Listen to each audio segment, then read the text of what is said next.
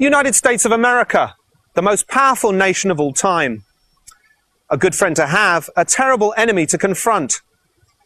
But the world champions of democracy may be hiding a dirty little secret, because they may well be the first ever Masonic country. A nation built on secret alliances, yet still their very own citizens remain unaware. As does the entire world.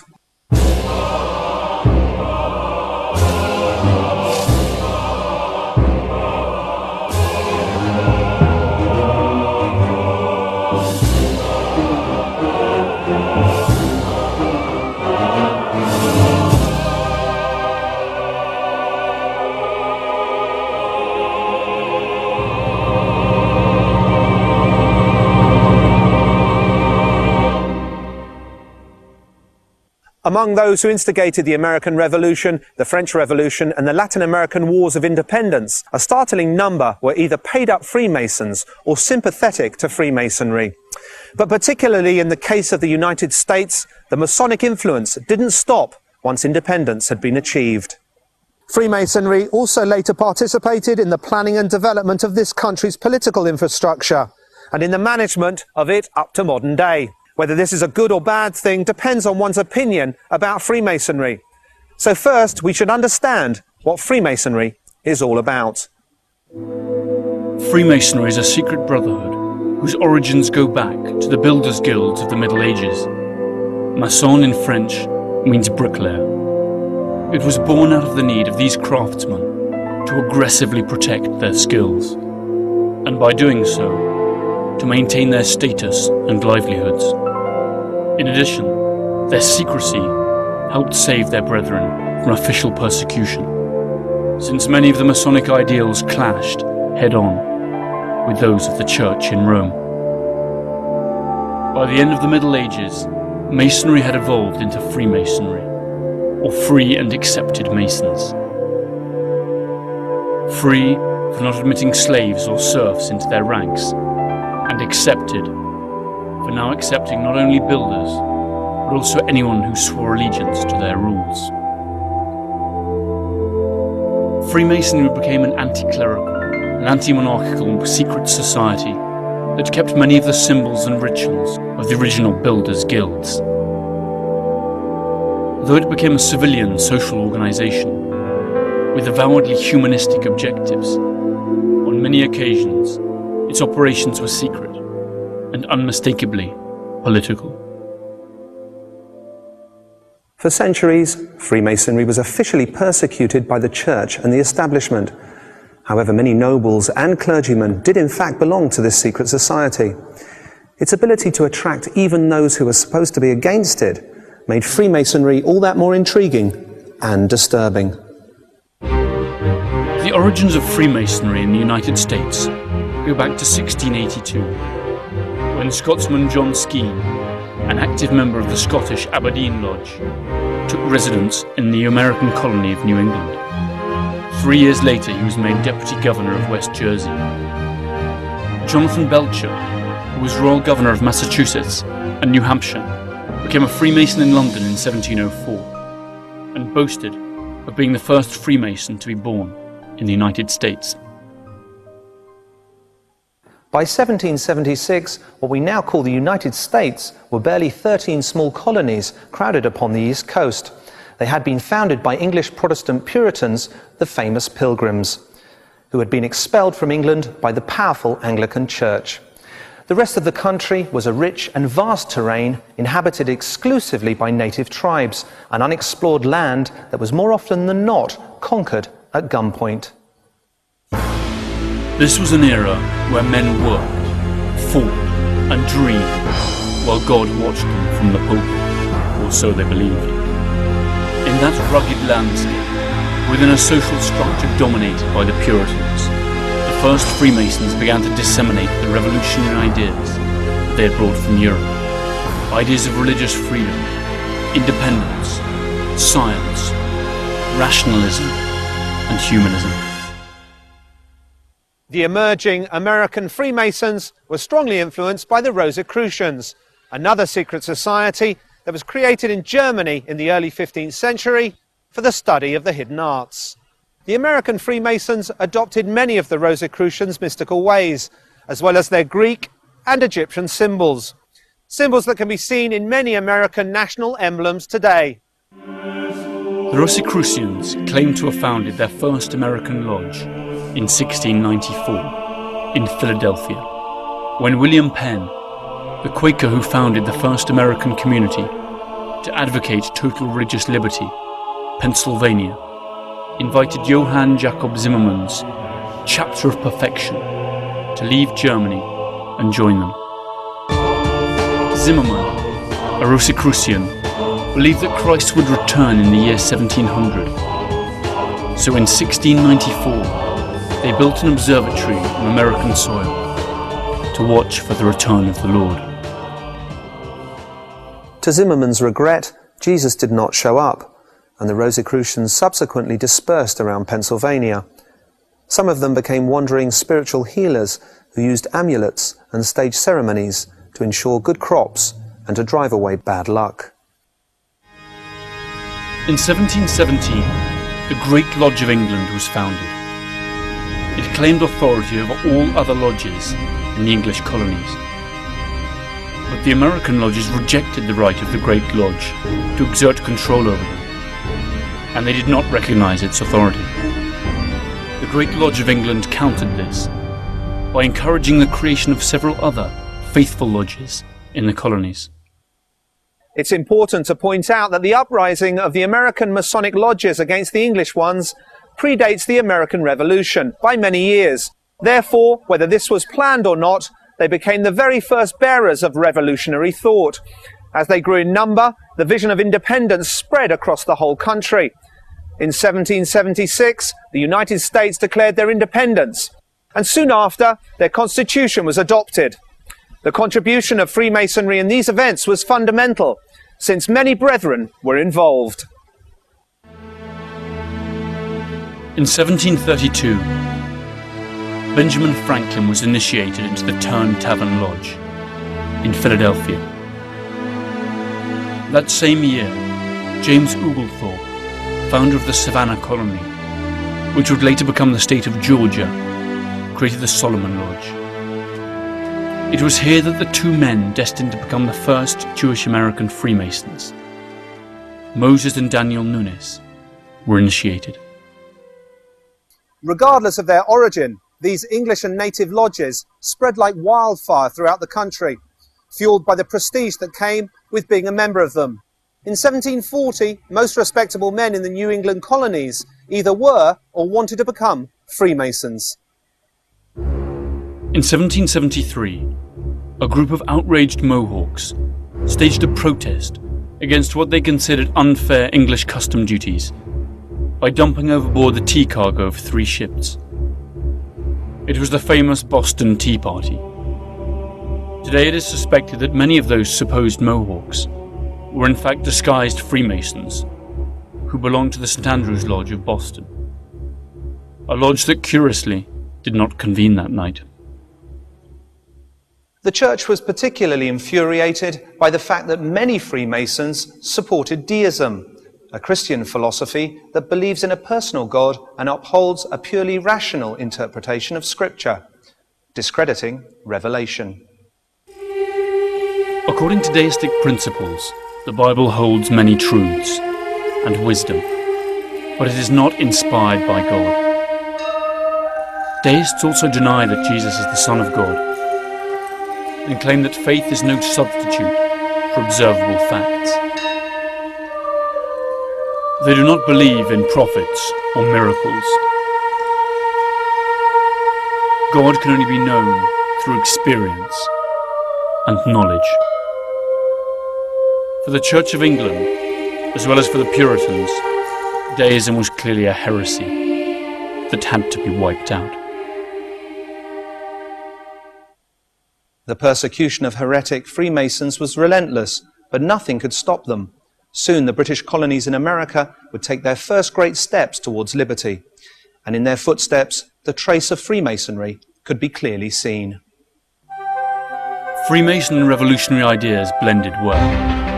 Masonic principles chimed with the American culture of the era, steeped as it was in notions of fraternity, liberty, and equality. Pennsylvania was a particularly fertile breeding ground for Freemasonry, since its inhabitants considered it to be the promised land of those who had suffered persecution in Europe. Here, Freemason symbols even appeared on crockery and home furniture. Although Freemasons were in favour of equality, slavery was still in existence in the United States, and they did not accept black people. So those freed slaves began to found their own lodges. Such was the case of the Prince Hall Lodge. In 1775, while still under British rule, the most worshipful Prince Hall Grand Lodge was created in Boston as a segregated chapter for free blacks, named after an emancipated slave, Prince Hall. During the War of Independence, many of these black Freemasons, including Prince Hall, joined the revolutionary forces and fought with the Continental Army against the British. Today, the Prince Hall fraternity has over 4,500 lodges worldwide, with a membership of over 300,000 Freemasons. In 1776, the United States of America declared their independence, and soon after, their constitution was adopted. The contribution of Freemasonry in these events was fundamental, since many brethren were involved. But it didn't end there. Freemasonry's involvement went a lot deeper, and it was at the foundation of the whole governmental system. So one wonders, what previous oaths had the Freemason founding fathers taken before placing their right hand on the new constitution? And how much of what has been built since was done to protect the interest of the Freemasons? 16% of the signatories of the Declaration of Independence were Freemasons. A quarter of the signatories of the Articles of Confederation were Freemasons. And a third of the signatories of the Constitution were Freemasons. By the time George Washington took the oath of office as first President of the USA, a third of the governors of the original colonies were Freemasons too. Freemason John A.C. Muhlenberg was the first Speaker of the House of Representatives. Freemasons John J. Blair and William Cushing were justices in the first Supreme Court. Close to 46% of the officers of the Continental Army, or Independence Army, were Freemasons, as were almost half of their 78 generals.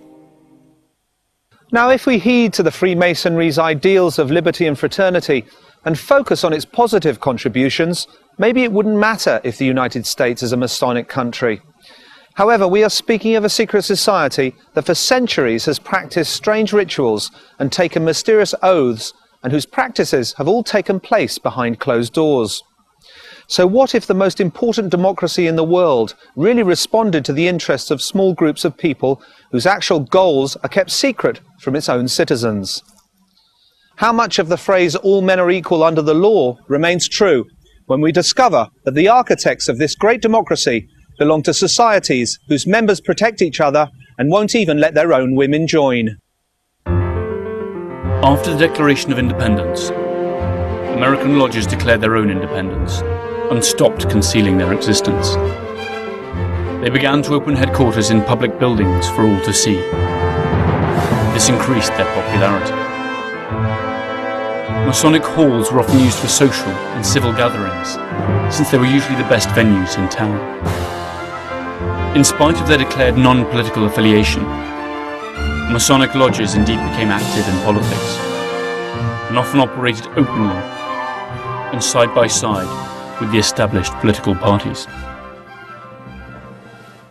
Today we can see numerous traces that confirm the presence of Freemasonry in America. They are in plain view all around us, from the more conspicuous Masonic temples to the lesser-known symbols that are incorporated in its very own currency. And that is only the tip of the iceberg. What is actually below the surface? What is it that these symbols mean, that almost 300 million citizens swear by every day? What is the true ideology of the most powerful country in the world? And how does it affect their actions? And where will it lead them?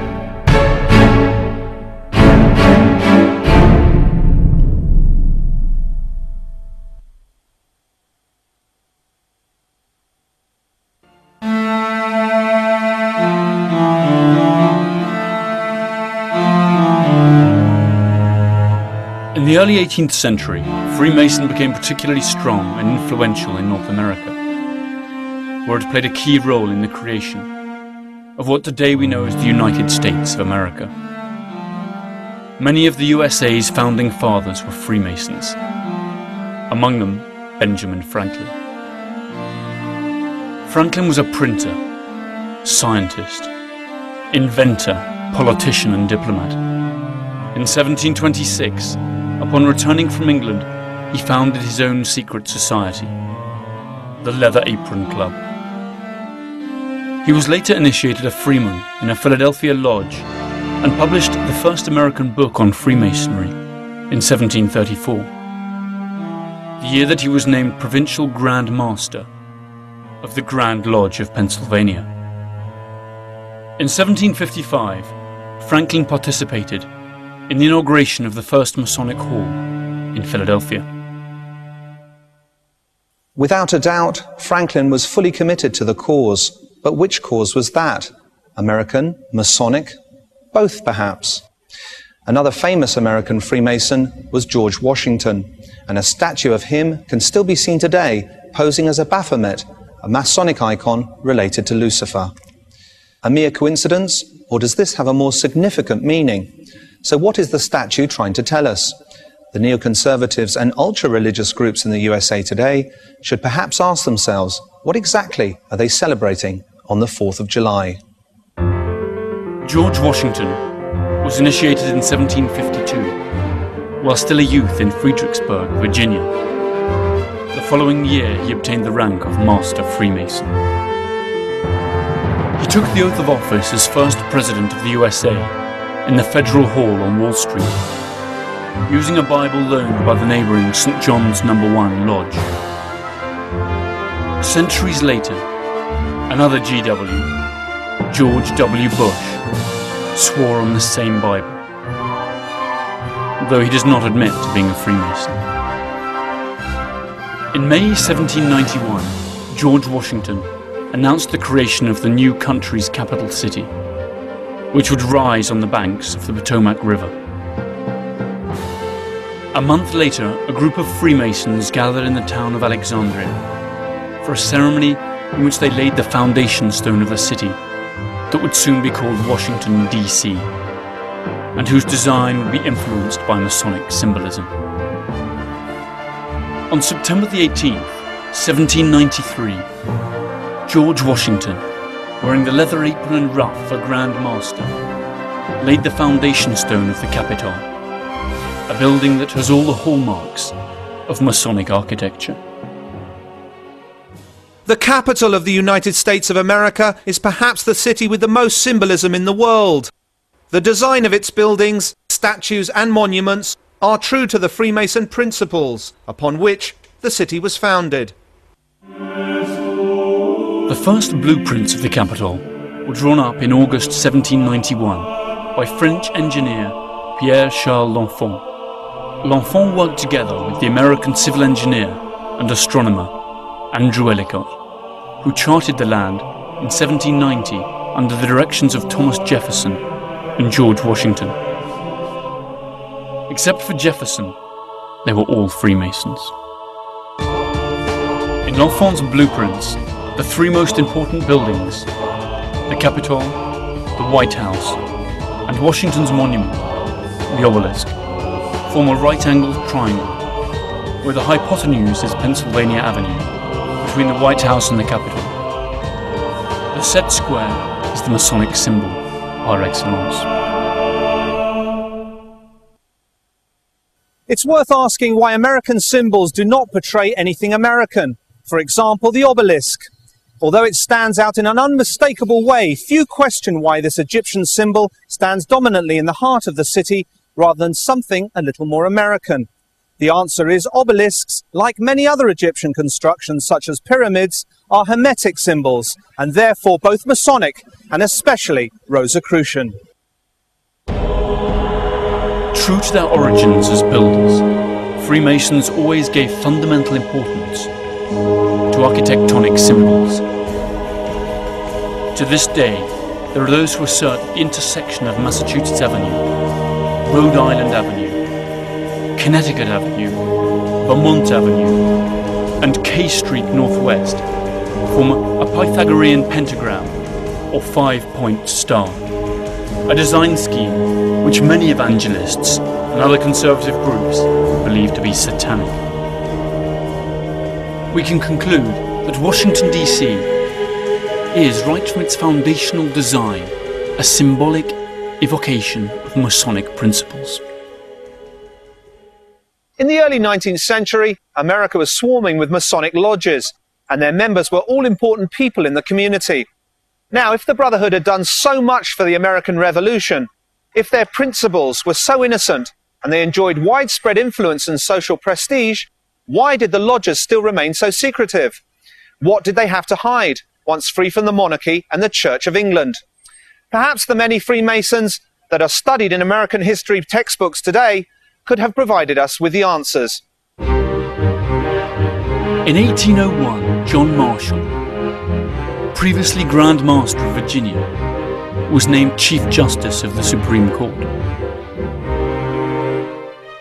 In 1804, Lewis and Clark, both Freemasons, left St. Louis to explore the Pacific coast, becoming the first pioneers, and in the process claiming land that belonged to Native Americans in the name of the United States, and presumably Freemasonry. Freemason Stephen Austin established the first Anglo-American colony in the Mexican state of Texas. Andrew Jackson was the first president of the USA to previously have been Grand Master of his own state.